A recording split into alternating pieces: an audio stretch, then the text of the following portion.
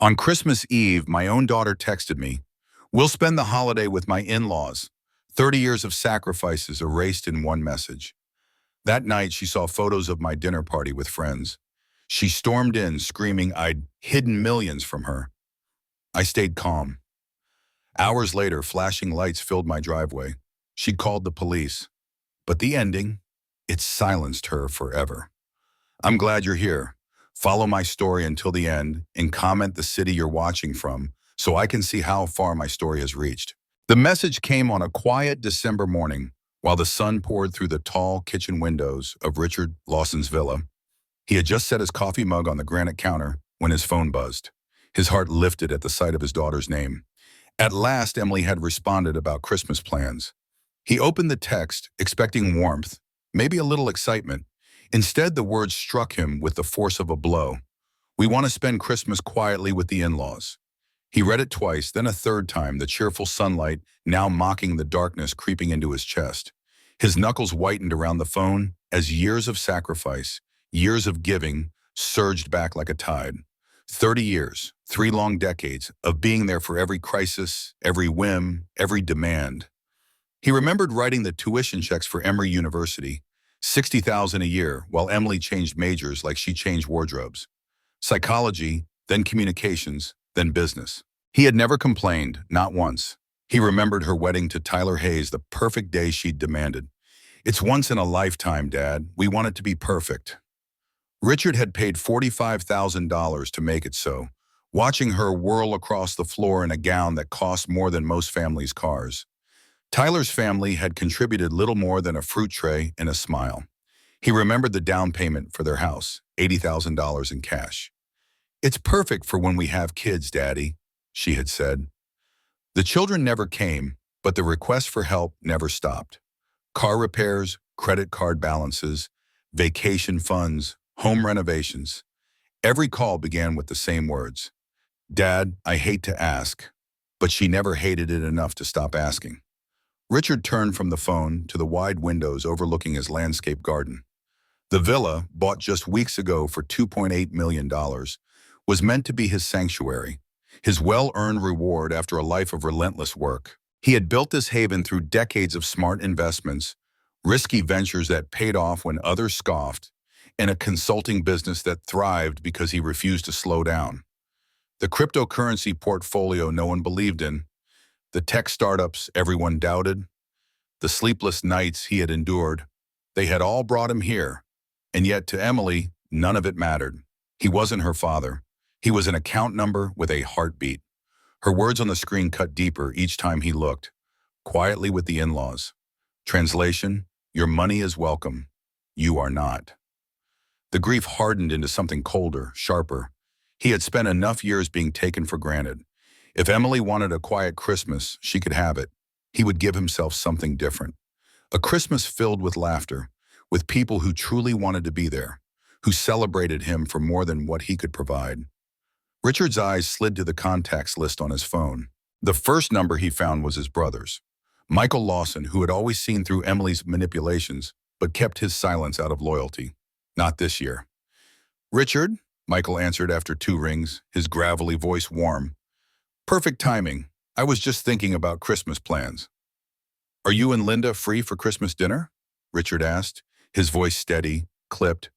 "I'm hosting at the villa." "Hell yes," Michael replied. "Linda's been dying to see your new place. What brought this on? I thought you were going to Emily's." Richard glanced at the message still burning on his phone. "Change of plans. She's spending Christmas quietly with the in-laws." A pause. Then Michael's voice sharpened, edged with anger. "That ungrateful girl. How long are you going to let her treat you like an ape?" "Not anymore." The words felt foreign, but right. "Good," Michael said. "I'll call Charles and Evelyn Turner, see if they're in town. This is going to be the best Christmas you've ever hosted. People who actually appreciate you." When the call ended, Richard looked around his villa with new eyes. The soaring entryway, the chef's kitchen with its double ovens and marble counters, the dining room built to seat 12. This was more than a house. It was a statement, and it was time to make it. He dialed again, reaching Stephen Brooks, his former partner. the man who had helped close the Samsung deal that earned them 7 figures. "Stephen, I'm hosting Christmas dinner. Friends only." Stephen's response was immediate, genuine. "Count us in. Karen's been begging me to ask when we'd see that place. She'll be thrilled."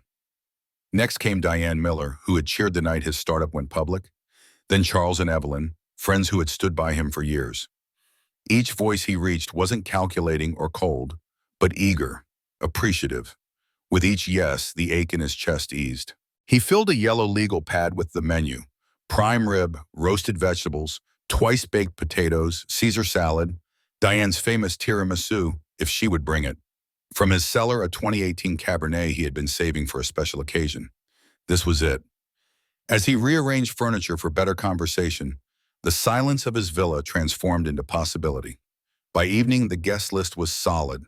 10 people who valued him as Richard Lawson, not as a source of endless funds. 10 people who would raise their glasses not to what they could take, but to what they could share. The empty house that had felt like a monument to loneliness now pulsed with anticipation. Tomorrow night, his villa would glow with the Christmas celebration he deserved. The following morning, Richard Lawson woke with a sense of clarity he hadn't felt in years.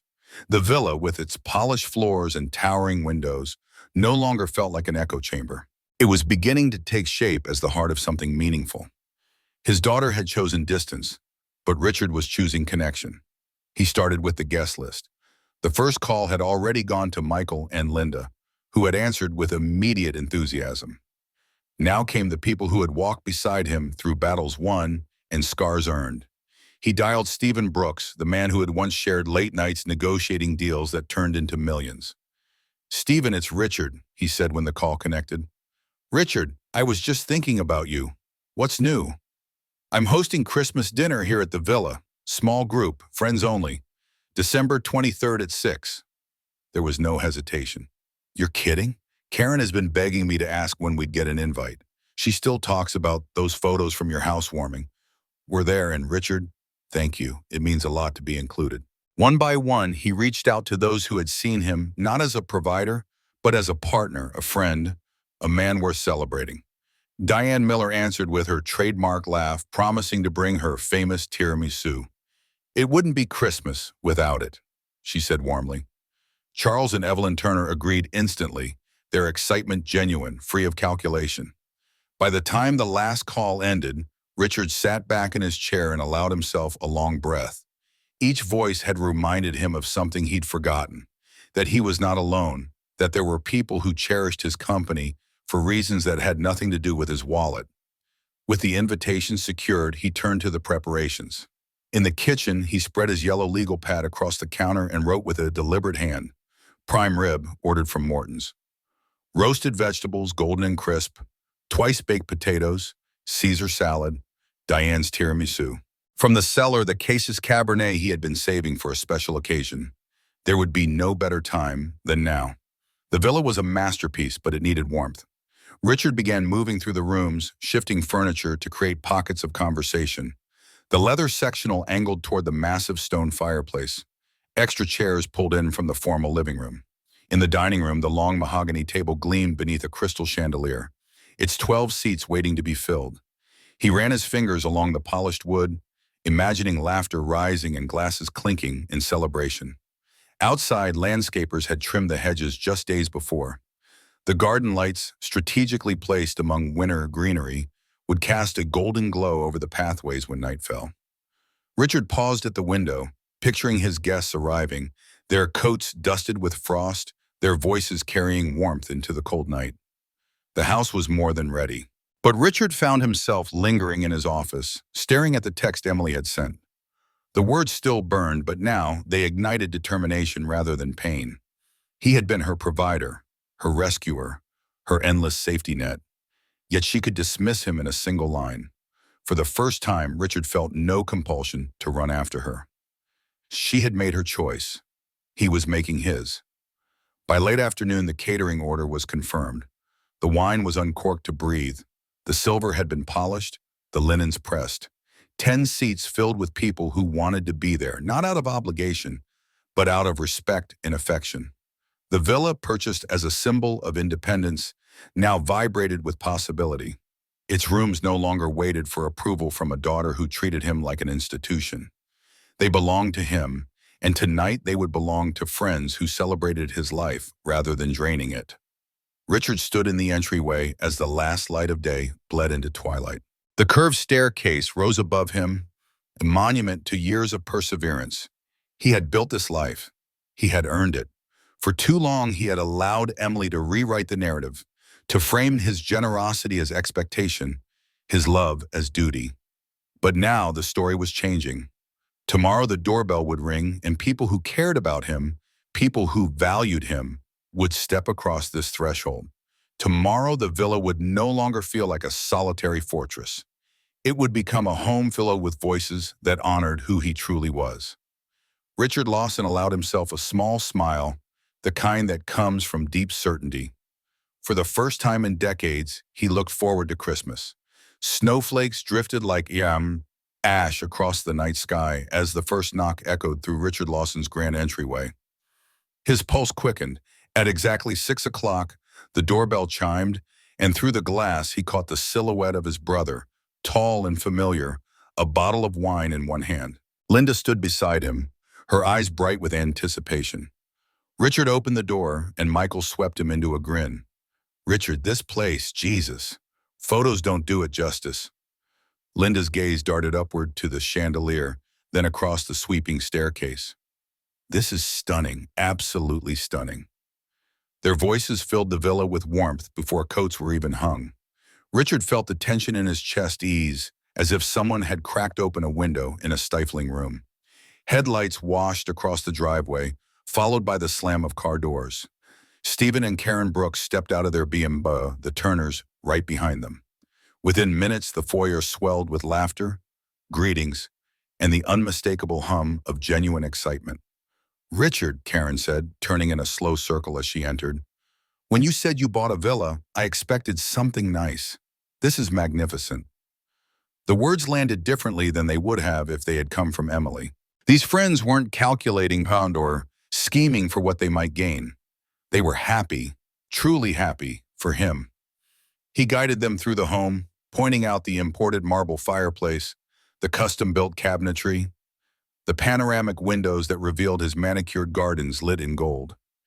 Each detail drew admiration untainted by envy. "You've really made it, haven't you?" Charles Turner said, clapping a hand to Richard's shoulder. "All those years of shrewd investing, finally paying off." The last to arrive was Diane Miller, fashionably late, her arms wrapped around a box that carried her legendary tiramisu. "Richard, this place is exquisite," she said as she swept inside. "And look at you, glowing." Her phone was already in her hand, snapping pictures. "I hope you don't mind. The world deserves to see how beautiful this evening is." Richard hesitated only a moment before nodding. Let them see, let the world know what success looked like when it was celebrated with the right people. The evening bloomed effortlessly. Cocktails gave way to dinner, and the dining room glowed under crystal light as plates of prime rib and twice-baked potatoes were passed across the table. The 2018 Cabernet breathed deep and full, its dark notes rising with the laughter that bounced between walls of glass and stone. "To Richard," Stephen said, lifting his glass, "the man who saw value in Bitcoin when the rest of us thought he'd lost his mind." "Not all of us," Karen teased, nudging her husband. "I told you we should follow his lead." The table erupted with laughter, the kind that came easy, without strain or expectation. For the first time in years, Richard felt the rare joy of being celebrated for his foresight, not exploited for his generosity. Michael stood, glass in hand. "To my brother who built this with grit, who never stopped believing in himself, even when the rest of us doubted, and to this beautiful home, where we're finally giving him the Christmas he deserves." When glasses clinked, voices rose, and Richard's chest swelled with something he hadn't felt in decades, genuine pride. Diane, ever the chronicler, captured candid shots of smiles, of toasts, of firelight reflecting in wine. She posted them as the night unfolded, her captions brimming with affection. The villa thrummed with energy, every corner alive. Richard moved among his guests, listening to the cadence of their conversations, the cadence of friendship that asked for nothing but presence. The house that once felt like a fortress now sang with a belonging. And then his phone vibrated. The sound was sharp, insistent, pulling him back to the granite counter where the day had begun. He pulled the phone from his pocket, his heart tightening as he saw her name, Emily. Excusing himself, he slipped into his office and closed the door. The laughter of his guests softened into a muffled hum behind the wood. He answered, "Hello, Emily." Her voice sliced through the line. "What the hell is this? Diane just posted photos of some party at your house. With Michael, with everyone.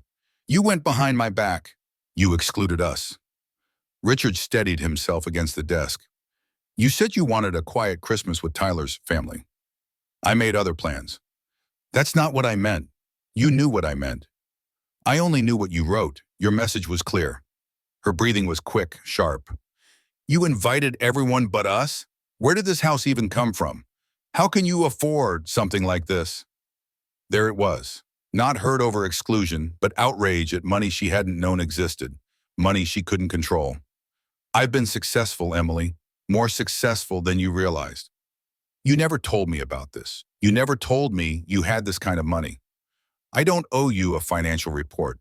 This house is the result of decades of hard work, smart decisions, and sacrifices you never saw." "You're being spiteful," she snapped. "This is because I missed dinner one time. This is because I've been nothing but a bank account to you for 30 years. Because every call, every text is another request. When was the last time you asked how I was? When was the last time you cared about me? Not what I could give you." The silence that followed was heavy, almost suffocating. "You'll regret this," Emily said at last, her voice lowering into something sharper. "This isn't over, Dad." The line went dead. Richard stared at the phone in his hand, the echo of her words hanging in the quiet office. For the first time in his life, he had drawn a line, and it terrified him as much as it freed him. But beyond the door, the sound of genuine laughter awaited him. People who valued him, who honored what he had built. He slipped the phone back into his pocket, took a long breath and prepared to rejoin them. Because tonight, for the first time in 30 years, Richard Lawson had chosen himself. And this was only the beginning. If you want to know what happens when Emily storms into the villa to confront her father face to face, stay tuned. Make sure you like, share, and subscribe so you don't miss the explosive next chapter of this story. Richard stepped out of his office, his chest still tight from the call, but the warmth of conversation drew him forward. The hum of voices, the soft clink of glasses, the fire crackling in the hearth. It all reminded him why he had made this choice. He crossed the threshold back into the living room, and his guests turned toward him with smiles that required nothing, expected nothing. For a moment, the storm in his head quieted. Michael caught his eye immediately, his brother's expression shifting from ease to concern. He crossed the room with steady steps. "Everything all right?" Richard nodded, though his voice came out low. "She called." Michael's jaw tightened, the lines around his mouth hardening. "What did Emily say?" "That I betrayed her, that I excluded her, that I hid money." Richard leaned against the counter where the morning's hurt had begun. "She threatened me, Michael. She said, 'This isn't over.'" Michael laid a hand on his brother's shoulder. "She's not angry about Christmas. She's angry about losing control. Don't let her shake you. You've done the right thing." Before Richard could respond, Stephen Brooks appeared in the doorway. "I couldn't help overhearing," he said gently. "Family drama?" Michael answered for him. "His daughter is furious that he's hosting dinner instead of bending to her demands." Stephen's face darkened with recognition. "Entitled offspring syndrome. Karen and I went through it with her brother, 45 years old, and still thought we were his personal safety net. We cut him off. Best decision we ever made." As if summoned by truth, Karen joined them, her glass of wine in hand. "Richard, you can't spend your life enabling someone who only takes. Love doesn't mean servitude. Sometimes the kindest thing you can do is say no." Their words wrapped around him like a cloak. For so long, he had felt alone in his silent sacrifices. Tonight, he realized he wasn't the only one who had carried such weight.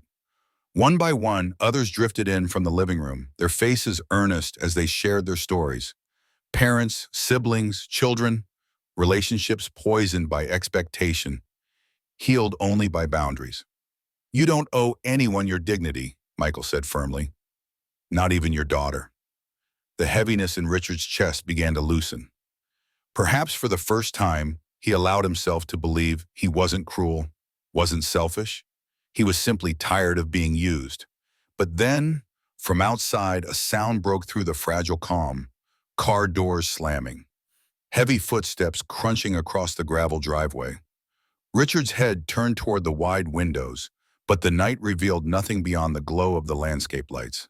Probably just neighbors coming home late, Linda suggested softly, noticing his distraction. Richard nodded, though unease prickled along his skin. The rhythm of the footsteps had not been casual. They had carried weight, anger, intent. The guests returned to lighter conversation, but Richard couldn't shake the feeling that something was about to rupture. He poured himself another glass of wine, though it did little to calm the tension gathering inside him. It came 20 minutes later. Not a knock, not a polite ring of the bell, but pounding. Violent, relentless, each blow rattling the heavy oak door on its hinges. The laughter dissolved into silence. Glasses hovered halfway to lips. Every gaze in the room snapped toward the entryway. "Open this door right now!" Emily's voice knifed through the air, high and furious, carrying from the porch into every corner of the villa. "I know you're in there, Dad!" Richard's stomach dropped. He had expected resistance, but not this. Not here. Not now. Not in front of everyone. The pounding intensified, shaking the frame. Guests shifted uneasily, glancing at one another in disbelief. The Christmas glow fractured, replaced by dread. Richard forced his voice steady as he stepped toward the door. "Emily, lower your voice. We can discuss this calmly." "Don't tell me what to do!" Her screams split the night. "You can't just shut out family because you're having some kind of midlife crisis." Another voice chimed in, weaker but still audible. Tyler.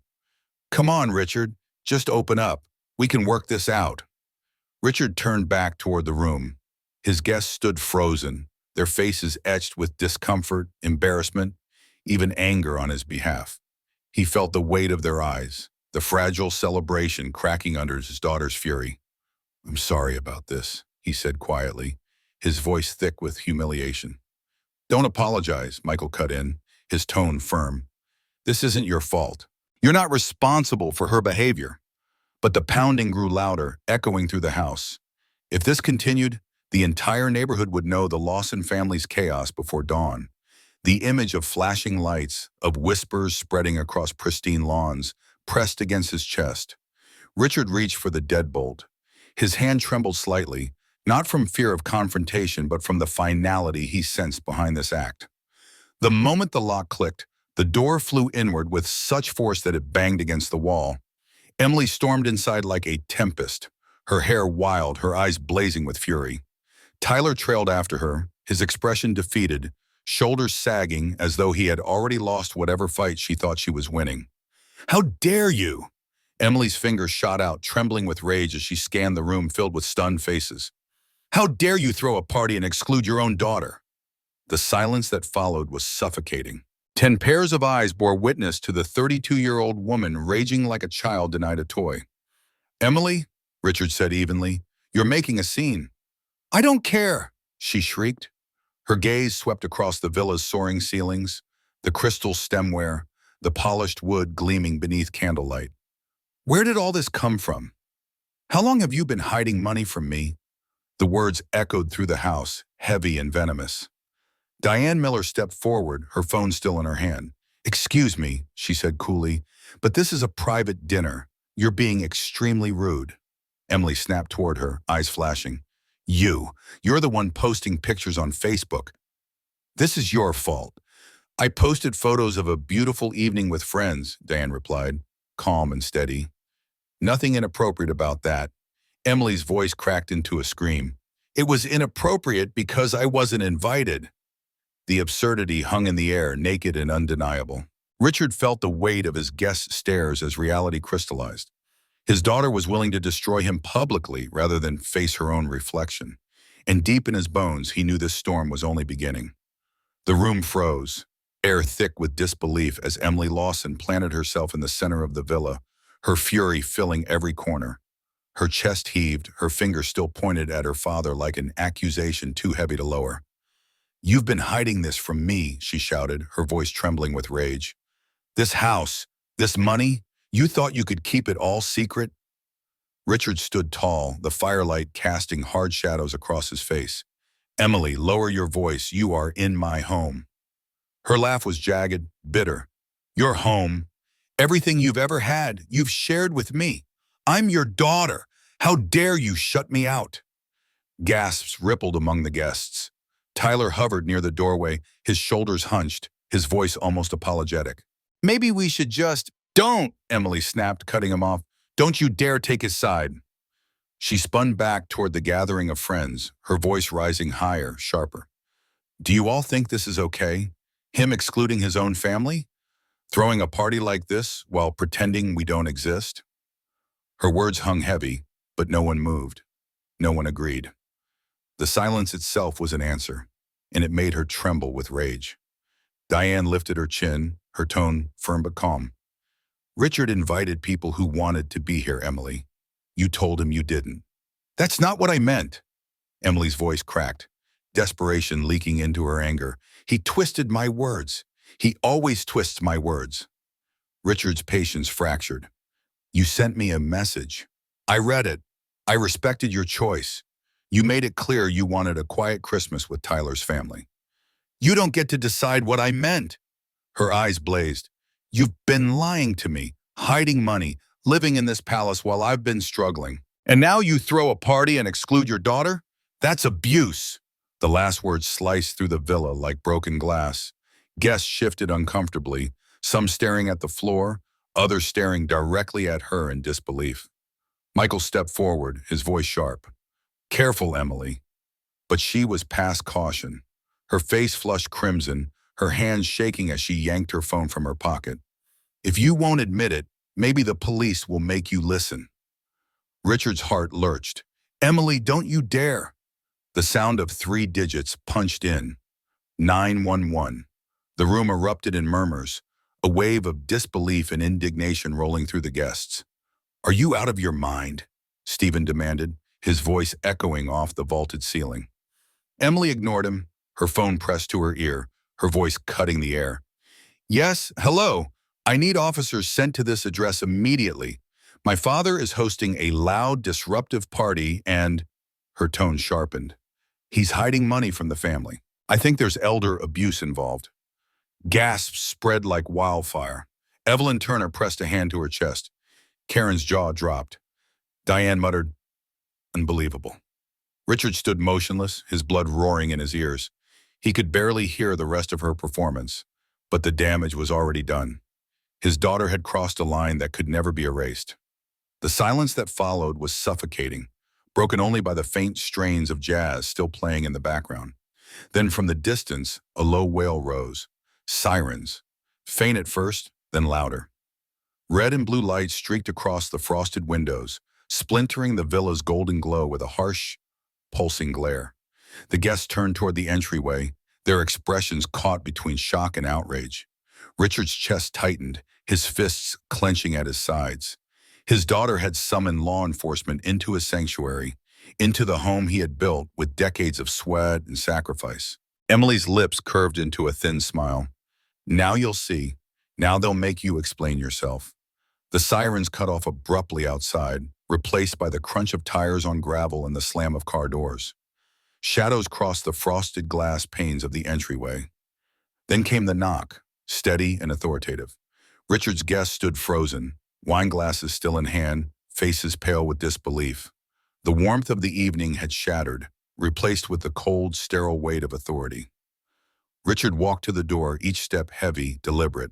He pulled it open to reveal 2 officers, one older, gray at the temples, his partner younger, a tablet in hand. Both men scanned the room, their eyes settling on the well-dressed guests, the quiet murmur of confusion, the faint smell of prime rib lingering in the air. "Good evening," and the older officer said.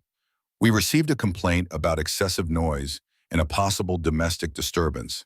I'm Sergeant Martinez. This is Officer Norman." Before Richard could respond, Emily surged forward, her words spilling out in a rush. "Yes, Thank you for coming. They've been harassing me, throwing this loud party, excluding me from my own family. He's hiding money from me. It's elder abuse." The officer's eyes flicked back to Richard, measured and calm. Behind him, the guests watched, horrified yet silent, waiting to see how far she would go. Richard's voice came low but steady. "This is my home. I am hosting a private dinner with friends and nothing more." Sergeant Martinez studied him, then the room. The air thickened, the truth about to tilt one way or another. And as the silence stretched, Richard realized this confrontation had only just begun. If you think Emily's tantrum has already gone too far, wait until you hear what happens when the police take control of the situation. Stay with us, and don't forget to like, share, and subscribe so you won't miss the next explosive chapter. The villa had fallen into a hush as the officers stepped across the threshold, boots clicking against the polished marble. Sergeant Martinez's eyes swept the room with professional precision. Officer Norman tapped his tablet, taking notes while the music continued to hum softly from hidden speakers. The warmth that had filled the night now carried an undertone of dread. "Sir," Martinez said, his tone measured, "is this your residence?" "Yes," Richard answered evenly. "My home. I'm hosting a quiet dinner with friends." Emily pushed past him, her voice sharp and breathless. "Don't believe him. He's hiding things. He's excluded me, his own daughter. This is abuse, emotional abuse, financial abuse. You have to stop him." The older officer's gaze lingered on her, then returned to Richard. "Do you feel threatened or coerced in any way tonight?" Richard held his ground. "The only threat in this house is coming from the person who called you." Now, a few of the guests shifted uncomfortably, but Michael Lawson stepped forward, his voice steady. "Officers, I'm Richard's brother. Emily sent a text this morning saying she wanted a quiet Christmas with her in-laws instead of celebrating here. Richard simply invited people who actually wanted to spend the evening with him." "Do you have that message?" Officer Norman asked. Michael pulled out his phone, scrolling quickly before handing it over. The text glowed across the screen, the words undeniable. "We want to spend Christmas quietly with the in-laws." Martinez read it carefully, his brow furrowing. "This looks straightforward to me." "You declined, ma'am." "That's not what I meant." Emily's voice cracked with frustration, desperation. "He twisted it. He's always twisting my words." Tyler, who had been lingering silently near the doorway, finally spoke, his voice quiet. "Maybe we should just go home, Emily." She spun on him, eyes flashing. "No, you don't get it. He's lying to all of you. He's hiding money, hiding everything. It's our right to know." Stephen Brooks stepped forward, his voice firm, cutting through the noise. "Officers, forgive me for speaking, but this is absurd. We're in our 60s and 70s. We've been sitting here sharing a meal. There's no disturbance, no crime, just a daughter angry her father didn't bow to her demands." Karen's voice rose behind him, sharper, angrier. "And to call that abuse? That's disgraceful." The officers exchanged a look. Norman tapped his tablet again. "We haven't had any other calls about this address tonight. Neighbors aren't reporting any noise." Martinez turned back to Emily. "Ma'am, filing a false report is a serious matter. From what I see here, your father has the right to invite whoever he wishes to his home. Unless there's something else you haven't told us, this appears to be a family disagreement, not a legal matter." Emily's face flushed crimson, her fists clenching at her sides. "You don't understand. He's been lying to me for years. He owes me explanations." Richard felt something inside him harden, his patience thinning into steel. He stepped closer, his voice low but resonant. "I owe you nothing but honesty, Emily. And here it is. You've treated me like a bank account for 3 decades. You never call to ask how I'm doing. Never come to celebrate my achievements. Every word from you is another request, another demand. Tonight, I am finished." Her eyes glistened, tears threatening but not falling, not yet. She looked at the officers, then back at him, her voice trembling. "You can't just cut me off. I'm your daughter." "I'm your father," Richard answered, his voice steady, sharp. "Not your servant, not your ape. If you want a relationship with me, it starts with respect. And if you can't give that, then yes, I can cut you off. Well, The silence that followed was suffocating. Even the officers seemed caught in its weight. Behind them, the guests stood rigid, watching decades of tension unravel in real time. Martinez finally cleared his throat. Sir, unless you want to press charges for trespassing, we'll consider this resolved. Ma'am, I strongly suggest you leave and allow your father to conclude his evening peacefully. Emily's mouth opened as if to argue, but nothing came out. Tyler touched her arm gently. Come on, let's not make this worse. She jerked away from him, her eyes burning with fury. This isn't over. None of you understand what he's really like. You'll all regret this. But her voice wavered, stripped of conviction. The officers moved toward the door, their footsteps heavy. Final. Red and blue lights flickered across the walls one last time before fading into the night. The villa seemed to exhale, the air shifting as the front door closed. Richard turned to find Emily still standing there, smaller. Smaller now, her anger fractured by humiliation. For the first time in years, she looked fragile. Not the demanding woman she had become, but the child he once carried on his shoulders. The girl who once believed her father could fix anything. His voice softened. Would you like to talk privately? Surprise flickered in her eyes, then a shadow of hope. She nodded. He led her to his office, closing the door behind them. Michael guided the guests back toward the living room, his voice calm and steady, giving them space. Tyler lingered near the foyer, his gaze fixed on the floor. The silence in the office was sharp, heavy with the echoes of 30 years. Richard lowered himself into his chair, waiting. Emily paced, her arms crossed, her words tumbling out. I didn't mean for this to happen, she said quickly. I never meant for it to go this far. That text, I didn't mean it the way you read it. I thought you knew we'd come later. We always do. I thought it was understood. Richard studied her, his eyes steady, his voice calm. Emily, when was the last time you called me just to talk, not to ask for something, just to see how I was? She stopped pacing, her lips parting, but no words emerging. The silence answered for her. You see, Richard said, leaning forward, this isn't about Christmas. It's about control. It's about money. That's all it's been about for years. Emily's face flushed again, but this time the anger was laced with fear. I just need to know you'll still be there for me, that nothing's changed. Richard's chest ached, but his voice came firm. What if everything has? The storm broke the moment Emily stepped back into the living room. Her eyes were wild, her voice pitched to command the attention of every guest. The villa, which only moments earlier had hummed with warmth, now trembled with the sharp edge of her fury. I need everyone to understand something, she declared, planting herself in the center of the room like a prosecutor before a jury. My father has been hiding money from me, hiding it from our family for years, millions. This house, he bought it behind my back. $2.8 million and not a word to his own daughter. The silence that followed was heavy and electric. All eyes turned to Richard, waiting, weighing, searching for the truth. Richard met their gazes without flinching. His voice carried low but firm.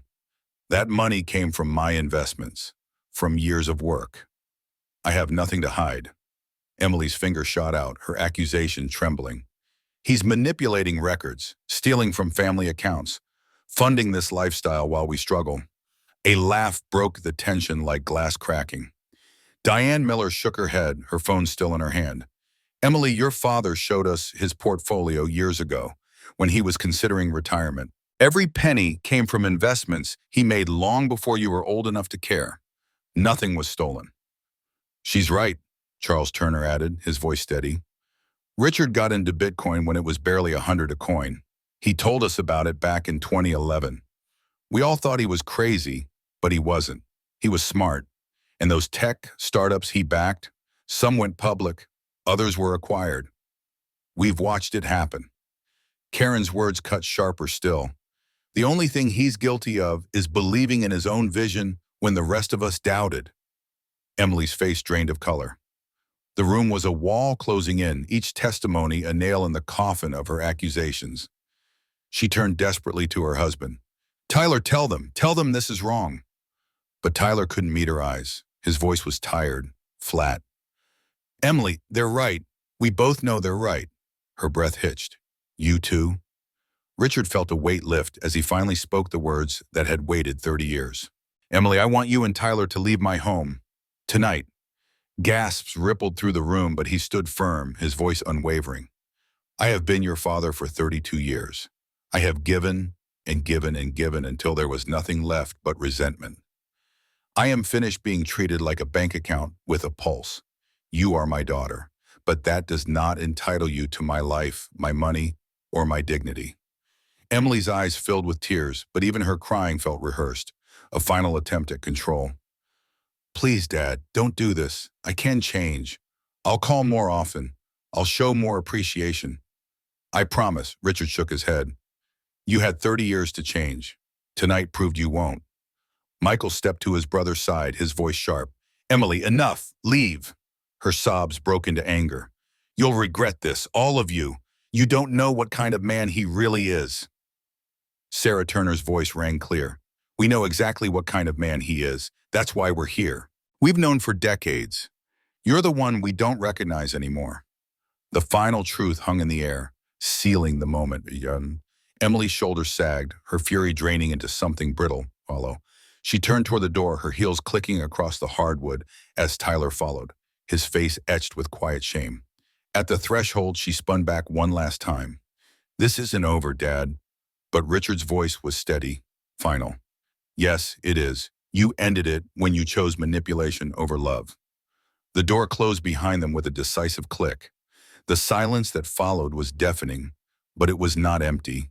It was relief, liberation, the sound of a weight crashing to the ground. The guests, one by one, turned toward Richard. Pride glimmered in their eyes, admiration softening the edges of the night. Diane lifted her glass, her voice low and reverent. To Richard Lawson, a man who finally chose dignity over guilt. Applause swelled, slow at first, then growing until the villa vibrated with it. For the first time in his life, Richard wasn't applauded for a deal closed, a check written, or a sacrifice made. He was applauded for choosing himself. And in that moment, with glasses raised high and voices chanting his name, he knew. This was the real Christmas gift, the one he had waited his entire life to unwrap. If you've followed Richard's journey this far, you know the storm has broken. But what comes after the storm may surprise you.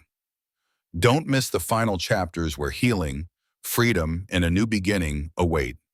Like, share, and subscribe so you won't miss the powerful conclusion.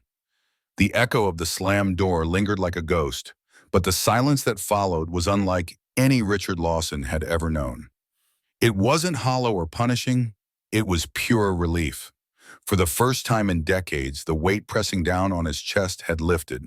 He turned slowly, expecting judgment, but what met him instead were faces glowing with respect.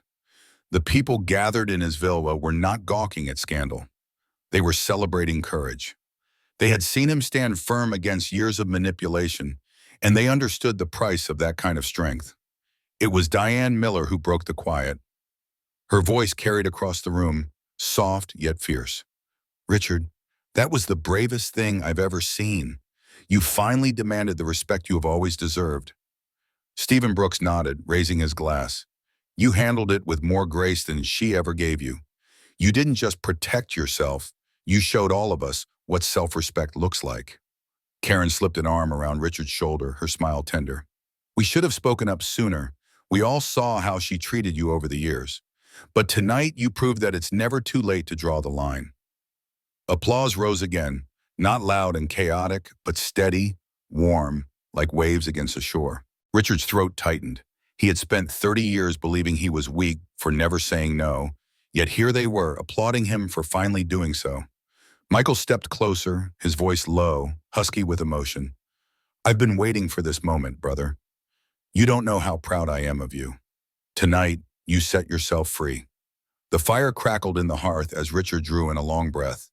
The villa no longer felt like an expensive shell, but like a true sanctuary, its walls holding not guilt or obligation, but authenticity. He looked around at the friends who had become family, realizing they weren't filling a void. They had always been here, waiting for him to see. Wine was poured again, the sound of laughter blooming once more. Diane lifted her glass high. To Richard Lawson, she said, her eyes shining, a man who chose peace over chaos, self-worth over sacrifice. To dignity, Charles Turner added, raising his own. To freedom, Evelyn echoed.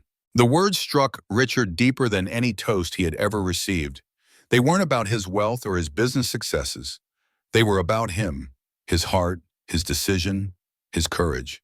The conversation drifted toward the future, free now from the toxic gravity that had always pulled at him. Linda Lawson leaned forward, her eyes bright. You should host New Year's Eve here, a celebration of new beginnings. It feels right, don't you think? Richard smiled, the idea sparking something inside him. Yes, I'd love that. And your birthday, Diane chimed in. We'll make it a proper celebration this year. Not an afterthought. You deserve it. For the first time in years, Richard allowed himself to picture the days ahead not as obligations, but as opportunities. He saw gatherings filled with genuine laughter, not tense silences. He saw holidays where the only currency was affection, not guilt. As the night stretched on, coats were gathered, farewells spoken, each guest pausing to embrace him longer than usual. These weren't perfunctory gestures. They were acknowledgments of something sacred. By the time the last car pulled away, Richard stood alone in his entryway, the silence of the villa vast but no longer empty. He walked slowly through the rooms, touching the polished surfaces, running his hand along the back of a chair, pausing at the window where the garden lights shimmered against the dark.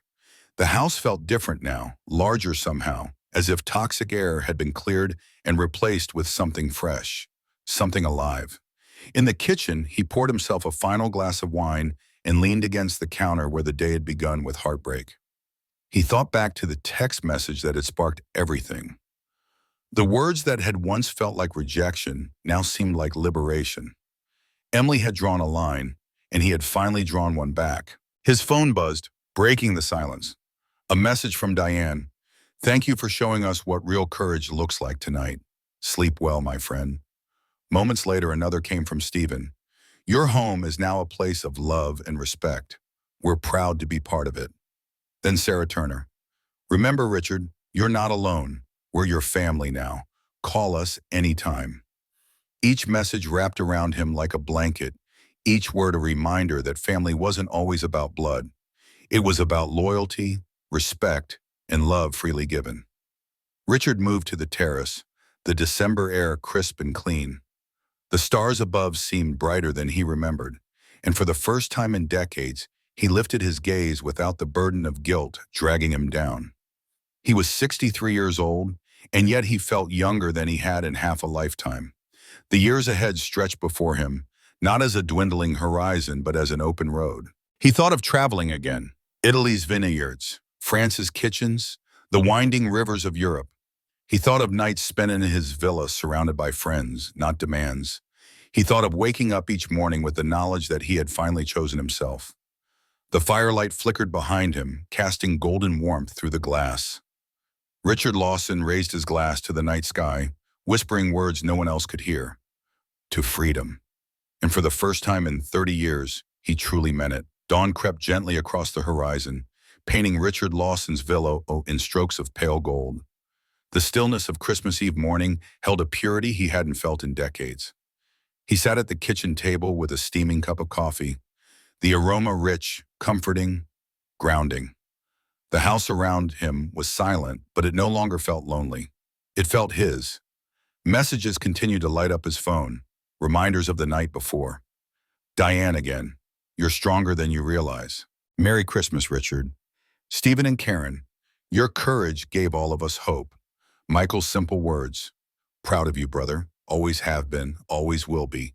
Each note carried weight, not because of obligation, but because they came freely, willingly, without strings. They were gifts more precious than anything money could buy. Richard rose, wandering through the villa with unhurried steps. The dining room still carried the faint scent of roasted prime rib. The crystal glasses gleamed, catching the morning light. He imagined filling this space again for New Year's Eve, for his birthday, for moments of joy untainted by expectation. For once, the future did not look like a calendar filled with demands. It looked like freedom. He paused at the window, gazing across his manicured garden where frost glittered like diamonds. He thought about Emily, about the years lost to her entitlement, about the small girl she once was and the woman she had become. His chest tightened with something between grief and release. He still loved her, that much was unshakable. But love without respect was a prison, and last night he had found the key. Michael's voice echoed in his memory. You're not losing a daughter. You're gaining your life back. The truth of it settled in him like steady fire. The world outside beckoned with possibility. He pictured himself strolling through vineyards in Tuscany, learning to make pasta in a rustic Italian kitchen. He imagined Paris in the spring, the Seine reflecting the lights of a city that had always called to him. He thought of Ireland, of Australia, of places he had always postponed because there was always another crisis, another bill, another demand. Now the only demand left was his own desire to live fully.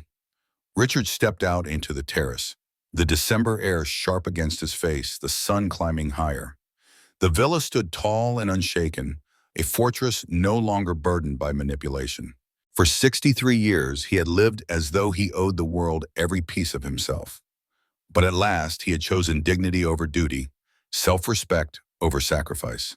He raised his coffee toward the sky, whispering, "To new beginnings." And in that quiet moment, Richard Lawson knew this was not just another Christmas. It was the first day of his real life.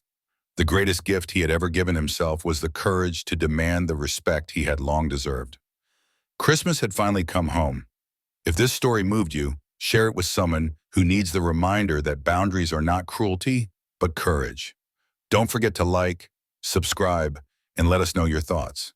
Because sometimes the bravest thing you can do is say no, and in that no, you find your freedom.